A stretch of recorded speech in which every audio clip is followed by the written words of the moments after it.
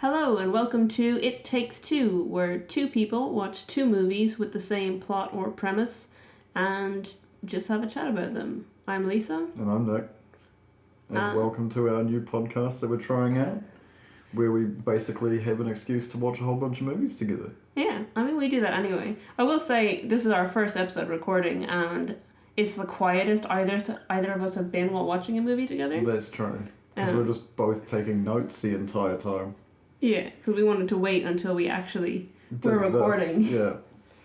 So the movies we watched were The Martian and what was the second one called? Approaching the Unknown. Approaching the Unknown. Yeah. And I'd seen both these movies, but you'd only seen The Martian. Yeah, I'd seen The Martian, but I'd never seen Approaching the Unknown. Yeah. So The Martian was released in 2015. Approaching the Unknown is 2016. So that's pretty close. Yeah, they're pretty close together. I will say I thought that the plots were a lot more similar than they actually were. Because I think it was presented to me, not by you, but what I was researching as two movies about guys alone on Mars. It's not quite that. No, not quite. Yeah. But it's sort of the same principles. They're both sort of doing a survival thing where they're stuck by themselves without anybody else's help. Yeah. But in Approaching the Unknown, it's 100% his fault. Where Mark Watney and the Martian isn't. Yeah. So yeah, we've written down notes each, so we're gonna go over them a little bit. I've sort of, as you write notes, you're writing them. If I'm keeping mine in order, Right. Like the differences that I found in the two movies starting off is that Approaching the Unknown was obviously was lower budget. It felt lower budget. Yes. But it made it more intimate. Okay. I mean, the notes that I had regarding the budget, if I skipped into my notes here, because it was a fun note, I think I just said, did they put condensation on the window to save on VFX budget? Because there's a whole section where he complains about the condensation on the window means he can't see space. It's like, well, obviously they didn't want to spend money on space. So when I was looking at the IMDb pages afterwards, I saw a comment on Approaching the Unknown say, whatever the review that was recommended to me, saying, it's a really low budget film, blah, blah, blah. So I looked it up. So the budget of... Oh, I don't know where I wrote it down then. Oh, yeah, there we go. The budget was $1.3 million for Approaching the Unknown. And in the box office, it made $10,000 total worldwide. Wow, that's really bad. Yeah. That someone's going to lose their job. Someone has lost quite a lot of money on that. Whereas The Martian, the budget was $108 million. Yeah, you can tell. And at box office, it made $630 million. Yeah, you can definitely tell. Yeah. So they did, I felt like they used their whole VFX budget in one scene of Approaching the Unknown, which is where he's kind of losing his mind. And there's just like galaxies and solar stuff. I want to go over that in a bit, but I just... let's talk about the characters, because that is the biggest, because you're following in Approaching the Unknown, you're following one person, where Mark Watney has like his crew, and then there's like the pushbacks to Earth, where they're debating what they're doing, and I really love Donald Glover in it. There's like the dude who drinks way too much coffee and knows way too much about math. But let's just talk about Staniforth. Yeah. Okay. I had to keep looking it up and making sure because the other thing is they pronounce it weirdly in the movie. Like when Luke Wilson is talking to Staniforth, he always pronounces it like it's the first time he's ever seen the name written down. Even though they're supposed to He's supposed to be friends. Yeah, they're supposed to be, and he's the only person who ever speaks to him. There's one other person that's contacted at one point, but she's also in space. So there's mission control is one guy, and it's Luke Wilson, who doesn't know anything. And we both wrote Owen Wilson at one point. Yeah, we did both mix him up with his brother Owen. Yeah. Can I talk about Luke Wilson for a second? Okay, yep. I felt that him having an actor of that caliber as just the guy in the chair, because that's what he was. Well, no, he didn't even help. No, he did nothing. He did nothing. Could have saved on their budget. You could have got some random dude You gotta go. Well, I think if they had a bigger budget, they would have hired Owen Wilson. True. I think they hired Luke Wilson so people would think it was Owen Wilson and think they had a bigger budget than they did. Yeah. Which is probably unfair to Luke Wilson. I mean, I know he's in, a whole load of blanks on the director's name, Wes Anderson movies, and he's good. He's pretty good or pretty decent. I'm not a huge Luke and Owen Wilson fan, but I don't hate them. I just wouldn't seek out their movies, if that makes sense. Okay, so yes, circling back, let's talk about the characters first. I mean, most of my notes on Staniforth were things like Staniforth is a dick. Staniforth lies constantly. Staniforth is they made a big deal of him like looking after the plants and things, and then he did nothing with them, and then they all died. Except that weird one scene where he's holding pot plants and dancing to obscure music. Yeah. It's like, I don't understand. They never specify the purpose of the plants. Like, it seems to be just as a food source, but he doesn't know how to keep them alive, and they're just like little tiny potted plants, so it's not a great food source. So, why was he bringing them with him to Mars? Because that was like, they were talking about their experiments, right? Because when... Spoiler alert. This entire thing's spoilers. I don't know why I said spoiler alert. Yeah, there's going to be a lot of spoilers. Yeah. So, he meets the other ship. Yeah. It's like a space station that's in like real deep orbit. Yeah. In between Earth and Mars. Yes. And they were trying to research how a society of mice would work in zero gravity. Yeah, I mean, that whole space station was just like foreshadowing central, because it was like, all our plants died within 2 weeks. We had mice, but they all died. We're trapped up here and going crazy. And the guy just turns to him and goes, abort your mission. Yeah. And then he's like, haha, just kidding. Yeah. So, like, I feel like that space station existed just so that they could throw as much foreshadowing as possible at us, as if we didn't know everything was going to go to shit. So, the note that I have is self-destructive character dash liar question mark. Yes, I did. This is my favourite note about Staniforth. I think I said, should have cast Stanley Tucci. Would look the same, but would be way more charismatic. Nothing against Mark Strong. I've seen him be pretty good in a role before, but usually as like a villain or as someone like pretty one-sided. Yeah.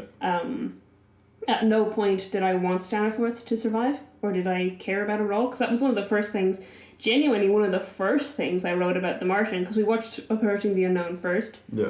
One of the first things I wrote about The Martian was I actually give a shit about these characters. Because that was the whole point, we were watching the worst movie first. So yeah. Rating-wise, not like what, we're not critical. Yeah, we went based on IMDb ratings, so The Martian has an IMDb rating of 8, and the Approaching the Unknown has an IMDb rating of 4.8. So... Wow. Yeah. It's a huge difference. Yeah. Okay, I didn't actually write anything about Mark Watney, which is interesting. I wrote, Watney is genuinely innovative. That's which is very clinical. I just find the character more charming, and it's just easier to like him. Well, I thought it was a huge writing thing as well, and maybe it's because The Martian is an adaptation of a book, yeah. Yeah, and what was originally, as I discovered looking through IMDb, it was originally written as a series of blog posts. Yeah. The Martian. Yeah, that's fantastic. why. Yeah, because it was free, and that's why the guy got popular. Moving on, because it's in both movies, which I knew before you did. Right. Wood is in both movies. Mark Watney makes mention of it because he uses the crucifix as the fire lighting for his water production. Yep. And literally says NASA don't like flammable things on spaceships. Yeah. And he's shown using a wooden toolbox full of wooden tools to fix his bullshit technology water generator. And I'm like, no. I think I exclusively referred to that as magic water thing, or magic water machine. Lies about his magic water machine. I wrote BS technology magic thing. Yeah. Breaks. Yeah, I've written magic water thing a whole lot of times. So the premises of it is he's going to Mars as an individual person with a magic technology that he invented, which was crushing rocks and dirt into its elements and then hydrogen and water, hydrogen and oxygen out of the rocks and then turning it into water. Mm-hmm. And then he's tinkering with it because he's bored and breaks it. And the issue that I had with that, I wrote it down here somewhere. So the whole premise of so Mark Watney obviously gets left behind and he's injured, and how does he survive for 4 years with no food? Mm-hmm. So he has to grow his own. That's the whole thing. He's cultivating potatoes using poo on Mars. Yeah, and I mean, they make a big deal of, Mark Watney is a botanist, and that's how he survives, is using his botany skills, and he's got basic engineering knowledge, because obviously he's an astronaut, whatever. But you even see, the scene where he's, sewing himself up after he's been injured. He doesn't quite, or, he uses staples, but he, has to pull things out and stuff. Yeah. He doesn't 100% know what he's doing, and it's very awkward, because it's not supposed to be done by one person. But he's at least got some form of training. Yeah, but the other guy, Staniforth, in Approaching the Unknown, why did they send him up as one? I don't understand the rationale between sending one guy on his own on a mission to Mars. Budget constraints. Mainly on the movie, rather than... Yeah, it'd just been easier if you just got... that's the... I've got both... his water gets contaminated with something, which is never explained. Yeah, it's like magic rust or something. Yeah, it was just it just turned pink. Yeah, instantly turned pink. And then the whole... So I understand how communications work, because they mention a lot in The Martian. I don't know why you're rolling your eyes. Oh, because communication is a huge thing. Because in Approaching the Unknown, he's as far out as Mars and still has live communication. Yeah. It's ridiculous. Whereas in The Martian, they're doing recordings or they're sending messages, and then it's only when they're within Earth's orbit they're able to have live video calls with their family and stuff, and then when they go out of orbit again, they go back to recorded messages, which makes sense. And it was also the fact that the I just had video comms unrealistic. Yeah. The weird interjection of video interviews, which I'm assuming I put real ? Which I didn't look up, which I should have done in preparation. But they seem to be recordings of people talking about why they'd want to be the first person or people on Mars. Right. And it seems... There's a lot of bits in this movie that I found pretentious. Yep. And in comparison to The Martian, where he's doing a video journal. Yep. To show, because he's by the time you see this, I'll be dead because I'm not going to last that long. Yep. But I survived, so here's me doing stuff. Wherein Staniforth is doing this weird journal, which seems real pretentious. Yeah, so also the narration is in Approaching the Unknown. I spent the whole movie trying to figure out where we hearing his inner monologue. Was he recording something? Whatever. And then it's towards the end. He's like, "You may never read this journal," or something like. Oh, he wrote a journal. Oh, okay. Yeah. But and then after that, he's talking into the camera, and I was like, "This isn't a journal. What's happening?" Yeah, there was a weird cut and forths. Cut and forths? I don't know. We're just gonna gloss over what I said. The other thing that bugged me was Control's awareness is unrealistic. Now, what I mean by that in this note is Luke Wilson's able to tell that he's doing something, but not what the something is. And it bugged me because there's no way, unlike, there's not a live feed or some sort of relay between the two, Control on the ground and his ship, that they know he's dicking around with something, but they can't figure it, and that's where the lying part comes in. He's like, "No, everything's fine, guys. Everything's perfect." And they're like, "If there's something wrong, we have to abort your mission." He's like, "No, everything's fine." I've literally written, this is, I've put two quotes beside each other, one from The Martian, one from Approaching the Unknown, and my idea was this shows the total difference in how these characters are approaching their situation. And the Staniforth quote is, "If Skinny finds out, he'll abort the mission." Whereas the Watney quote is, "I'm not gonna die here." Yeah. And it's that moment where he's like, "I can do this. I can get this done." Also, I think soundtrack plays a lot into it because They make mention of it in universe in The Martian, but he listens to a lot of real uplifting disco music, and it makes the movie quite fun. Yeah. But it also is supposedly what he's listening to on Mars, so it makes sense that he's got this more uplifting attitude and stuff, and we feel it with him. And it's also the fact that he talks about how much he hates it. Yeah. Which is funny because he makes mention to the character whose music selection it is. It's just like, I hate you and I hate disco music. I don't think he hates her, but he hates her taste in music. Yeah. Because literally so there's a sequence where he finally like gets captured by like some BS not gravity burst, they do a whole bunch of stuff to excite the audience so they can finally grab him, and the first thing he says to her is, "I hate your taste in music," which is so funny because they would apart for so long, like over a year, and he would have been stuck. Like, even when the have explodes, and he's like, "Unfortunately, her music survived. Like, I'm going to starve to death, but all the disco survived." The other note that I put in for where is it? So this is something that a friend of mine mentioned when we were talking about the movie Gravity. And with choosing astronauts, like, mental health things are taken into account massively. Yeah.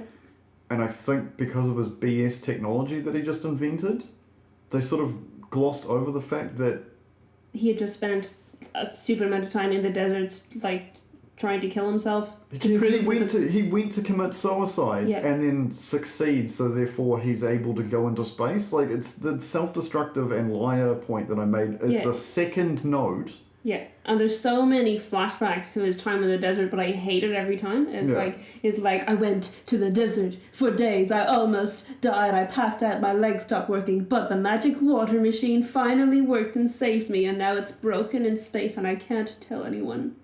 That's the plot of the movie in one sentence. The fact that he was still shaving also bugged me. Like, there was a sequence where obviously time's passed and he's got like a full beard and has gone full crazy. Yeah, which is in both movies.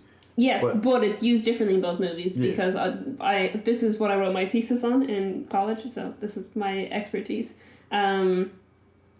Growing a beard can be used to show passage of time, but it also can be used to show an unhinged mental state. I did write in here somewhere that they added a addition of beanie to show he's a lost cause because he has that weird, like, mismatched, like, raggedy beanie that he wears, and he's like all pale and he's got the weird unkempt beard, and that's supposed to show unhinged mental states, depression, and the passage of time.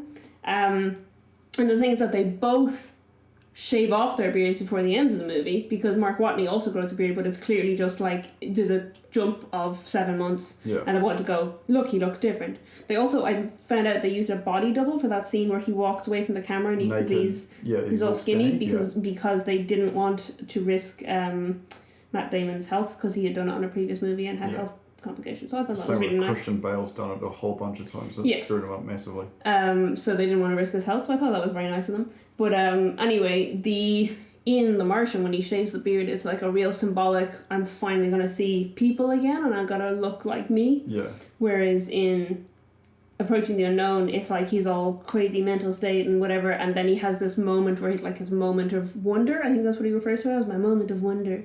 And then in the next scene, he's suddenly clean shaven again, and there's no. So, that's it. As a person who shaves their head but doesn't shave their face, you require a lot of water to shave. Yeah. So how was he able to keep shaving when he had no water? And there's even a maybe he used the shitty water for that. No, because it never went down. Yeah. So there's a mention of it in 28 Days Later. Yeah. Where it's just like, oh, how was your shave? And he's like, ragged, because without water you can't shave because you have to create a lather so the blades go smoothly over your skin. Also worth pointing out that he does have a shaved head as well as a shaved face. Yes, but it's upkept even though he's literally sucking water out of the AC. Yeah. Which, it was just like, what? Yeah. No. One of the notes I wrote about The Martian is that the whole movie feels much more well-researched. Yeah. So, like, I just feel like Approaching the Unknown, they just didn't do their research, and that, you know, that covers the bad comms, the not understanding that you need water to shave your head, and etc. etc. I think they just didn't research what they were making. I think they wanted to make a pretty pretentious movie, but they only had enough VFX budget to do their prettiness in one scene. And can we talk about that for a second, like the differences? Just because I just wanted, because then we can just move on to sort of like the ending parts. Yeah. Or the meaty middle, the vegan alternative meat middle. The scenes in Approaching the Unknown versus The Martian. So The Martian, obviously, you've got CGI spaceships, and then the CGI, or it was just filmed in a desert. In The Martian? Yeah. They built a whole exterior Mars set in Bulgaria. Well, there you go. Versus the space, and I say that with air quotes, the space sequences in Approaching the Unknown looked like a 70s album cover. Yeah. Or I was thinking Windows 95 screensaver or something. Because I know how they do the effect, so they film water, ink getting dropped into water in slow motion. It looks really pretty. Space doesn't look like that. No. At all. That you don't fly through. There's not nebulas in between Earth and Mars, which he was literally, you see a sequence where he flies through a nebula. And they were doing solar flares and stuff, even though he's going further away from the sun. Yeah. And also the solar flares, when they did that shot, it was clearly more solid than a solar flare would be. There obviously was ink in water or something, some kind of dye in water. It was pretty. Also when he does finally get to Mars, it's clearly California with a bad sepia filter on it. Yeah. Whereas in The Martian, they do have a mix of CG Mars plus the sets they built in Bulgaria. So obviously all the bits that he stands on is a Mars set in Bulgaria somewhere, and then to show the vastness or whatever, that must be added CG because obviously they couldn't have, they weren't on Mars. But it looks like they're on Mars. Yeah. So I'm just moving down to sort of the secondary notes, which was from The Martian. I'm just pointing out differences in the movies. You get a little bit of NASA history, which is important. And it's real NASA history. Yeah. They use real history of real space missions and real, it's all accurate. So this is, and also when I say they, the writer of the novel The Martian based everything on plans for real missions to Mars in 2035 or around that time. So it is very realistic. Though my favourite thing, just so I can interject it so we can mention it in the podcast, is I was looking through the IMDb trivia, and apparently the costume designer looked at the real designs for the real suits that they're going to send people to Mars in and couldn't use them to develop the suits in the movie because they looked too much like Buzz Lightyear. The real ones that the real people are going to wear. Which I thought was fun. To Mars and no further. So I'm just scrolling through my notes here. The dialogue, which I mentioned, which is better than the sort of pretentious journal. Mm-hmm. The editing's better. Yeah. The editing's 100%. Fun. It's just a more fun movie, and it's a legitimately funny movie. Yes. I've got quotes in here which I didn't write for the other one because again all the dialogue feels pretentious. Yeah. There's a note in here that I really like, which is Sean Bean doesn't die. Yeah. Also, he does get forced to resign though. Yes, but the part that I like is they have the Council of Elrond. Yeah. And he looks pissy during this sequence. But he's also the one who explains what it is. Yeah. When Kristen Wiig walks in and is like, "What is this? What's Elrond?" And he's like, "Oh, it's a secret meeting," and blah blah blah. And it's like, what?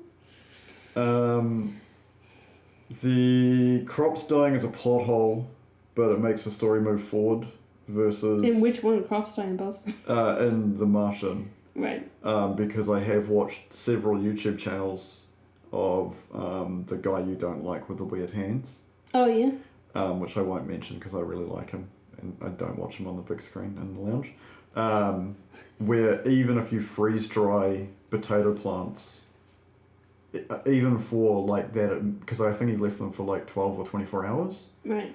Because of it, that doesn't actually drop to the root structure where the potatoes are growing, and they still would have survived. Oh, okay. So there's a little bit of like, probably wouldn't gone that way if it had happened in reality, but it is moving the plot forth, or otherwise the last 90 minutes of the movie would be just him eating potatoes and then him getting rescued. Yeah. So they got but I mean, you know, at least the problems in The Martian feel real, even if obviously, you know, there's still some suspension of disbelief.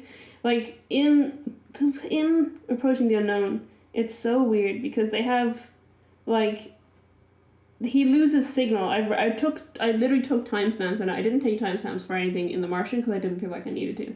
But 38 minutes into the movie is where things start to go wrong. Because up until that point, it's fine. So like, you're watching 38 minutes of just a dude in space. Yeah.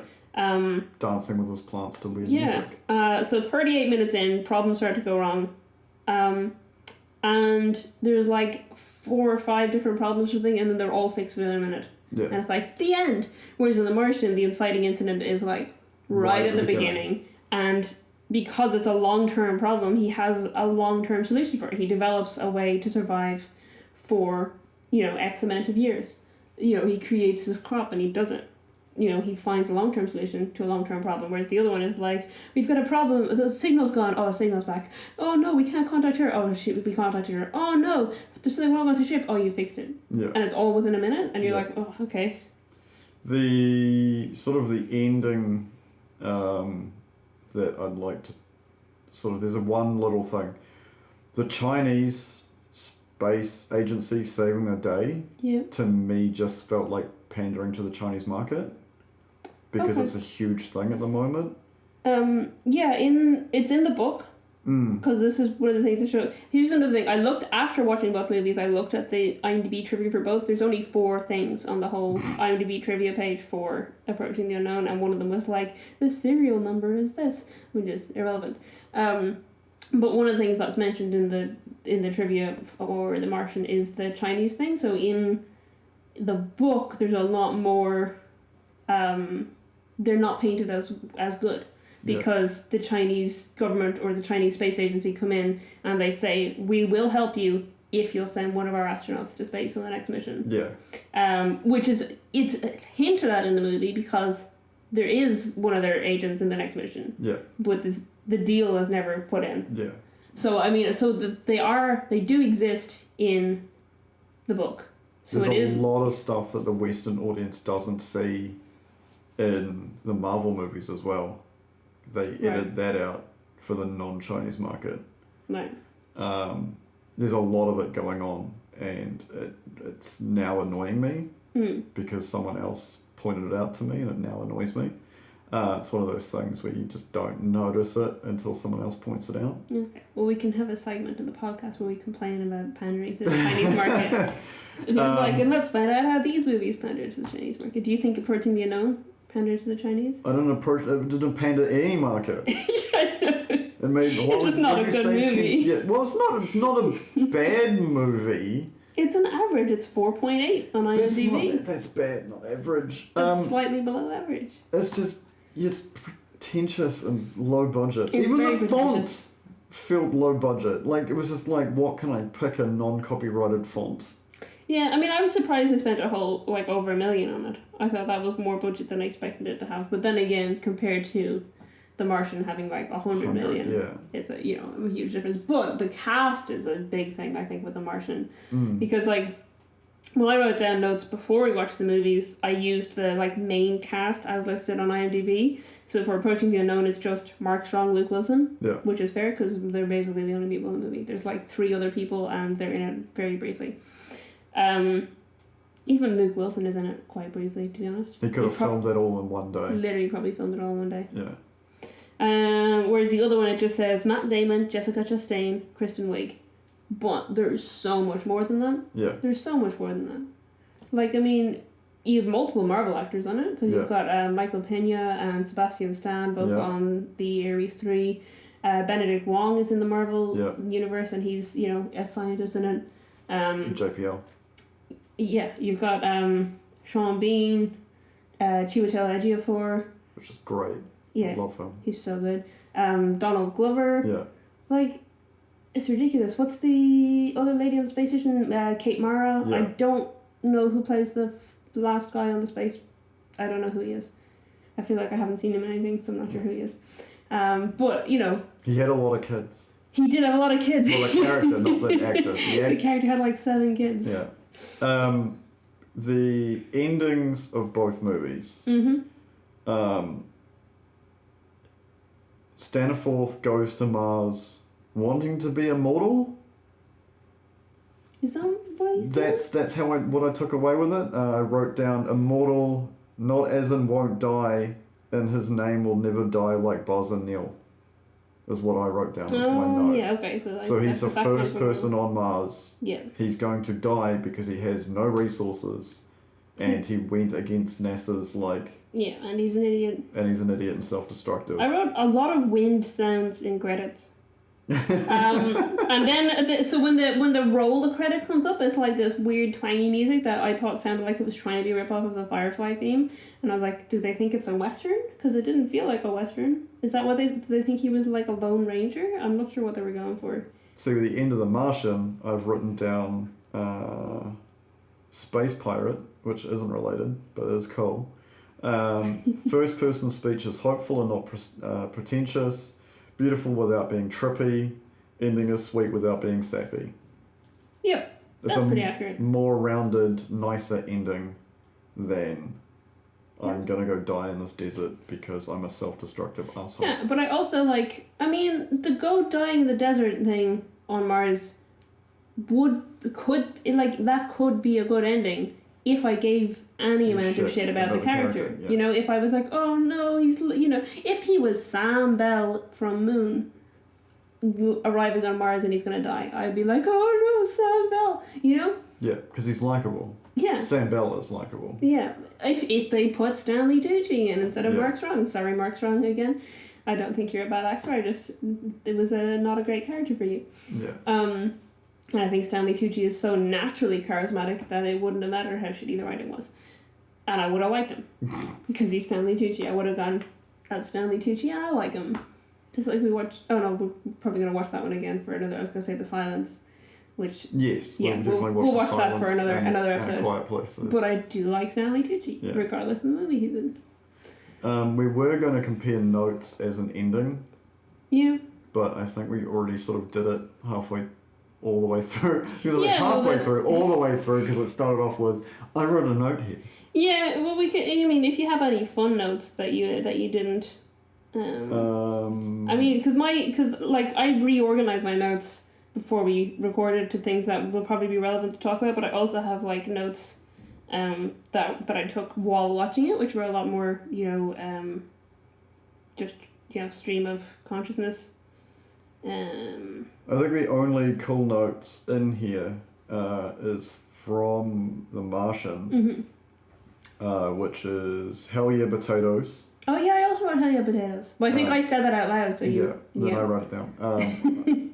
The quotes from Mark Watney where he says, fuck you, Mars. And science the shit out of this, which are great. The other one is the first shooting bud is exciting.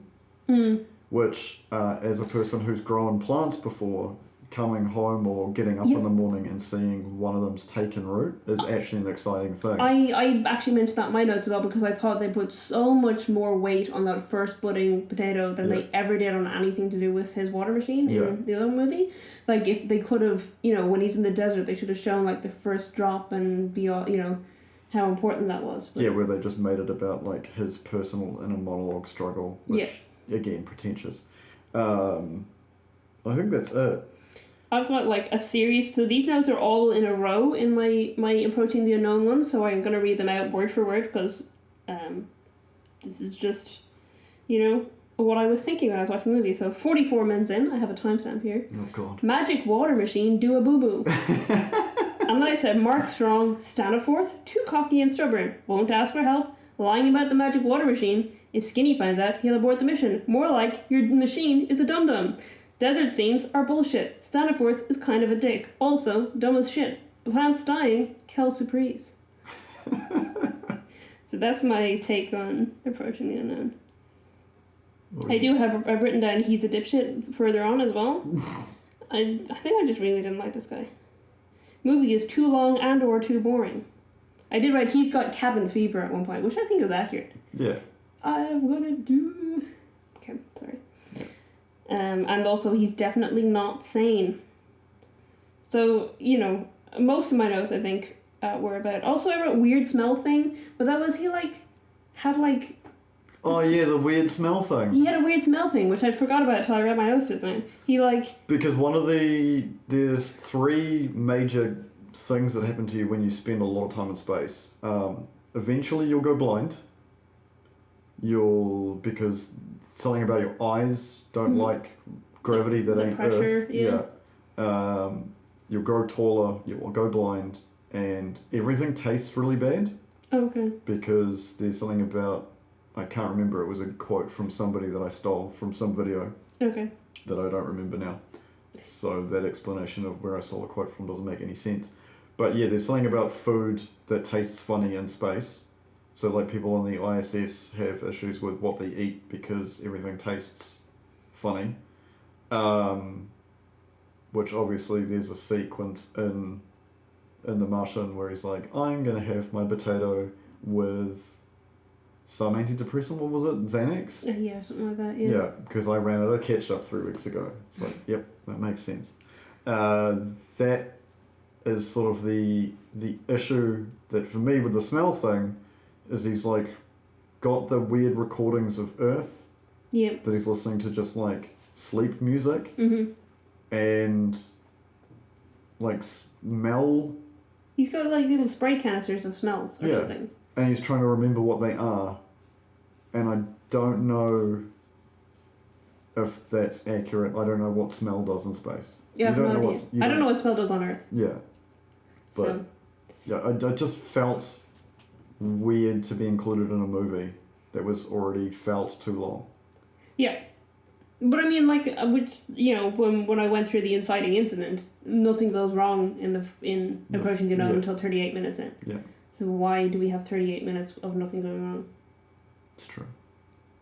Except the foreshadowing of the guys being like, we're insane because we're in space. Our mice are all dead. Our plants are all dead. Don't do your mission. And he's like, what? And they're like, oh, it's just kidding. Just kidding, bro. Yeah, all good, bro. All good. Anything else you want to say before we wrap up and do an outro? No, except that I don't think we've considered what our outro will be, but we'll figure that out in about 2 seconds' time. Sweet. We'll go then. No. Just all the pressure on you. Yeah, that's fine. So that's been us. This has been It Takes Two, and thank you for listening. We'll be back with another episode and another 2 movies at some point when we figure out our schedule. Our schedule. Alright, thank you and goodbye.